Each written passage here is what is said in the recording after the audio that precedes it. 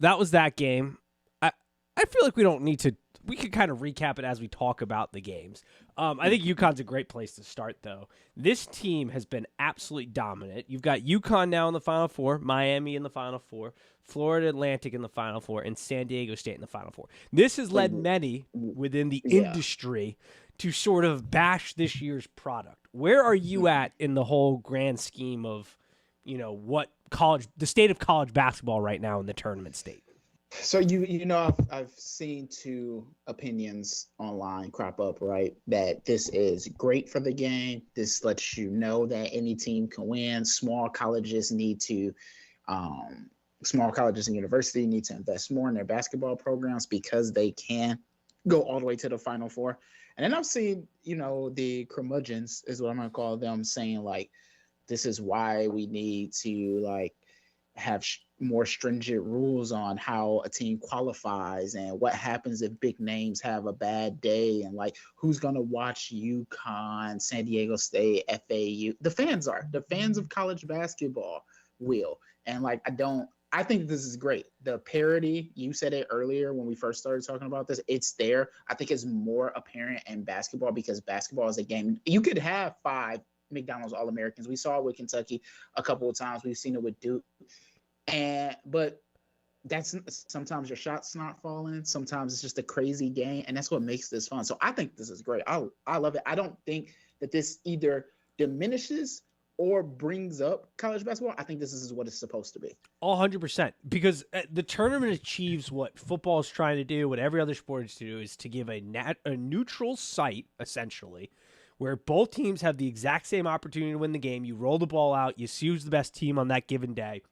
It's not like all these primo teams didn't have their opportunity. And we knew this heading into this year, that things were more balanced. Now, I think there's a question as to seeding in the realities that were set for some of these teams like a UConn, like a Creighton, just off the top of my head, because I was watching Big East basketball all year. And these teams, they just had a month dip. But outside of that, they were top-tier teams all season. UConn was a perennial top-tier team. They just sort of had that mid-season dip. The Big East is a conference where if you take a night off or you have a bad night, anybody outside of probably Georgetown can get you. And we could say that with Miami and the ACC. I mean, they won their tournament, and yeah, it was a down year, but they did a great job there.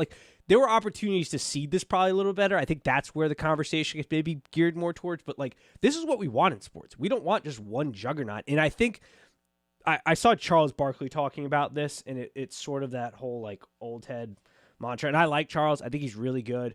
But I think sometimes these guys wade into waters that they're not truly familiar with. And when he said that NIL and the transfer portal are going to make it so there's only 25 teams, we're seeing that's the exact opposite. Now, maybe in football that's true. I don't necessarily disagree. I think there'll be a little bit more parity in football. But in basketball, this is exactly what we're seeing. Miami went in on a couple guys. Boom, hit it. You could turn rosters over really quick. All you need is one guy in college basketball and then build a team around him. And you go get him in the transfer portal, and then you put surrounding assets around him or a guy or two. And you're right there competing. It's leveled the playing field in college basketball. Yep. Yeah, I think it's good. I don't give any credence to nobody wants to watch San Diego State versus FAU. Nobody wants to watch UConn versus Miami. I disagree wholeheartedly. Now, with that said, I do delve into the conspiracy theories. I do think that the tournament puts certain matchups in there on purpose, and if they happen, they happen, right? But I think that's probably the extent of it, or at least I hope that's the extent. 100%. I mean, yeah. And I think this is a poor marketing job, and we're going to talk with the ladies' game here in a moment. They've done a primo job in marketing their product this year and their stars. I think the men's tournament has done a horrendous job because they've been the top dog. They haven't really had to market this tournament. We never, in the history of college basketball, we are seeing something for the first time. 0 number 1 seeds in the Elite Eight.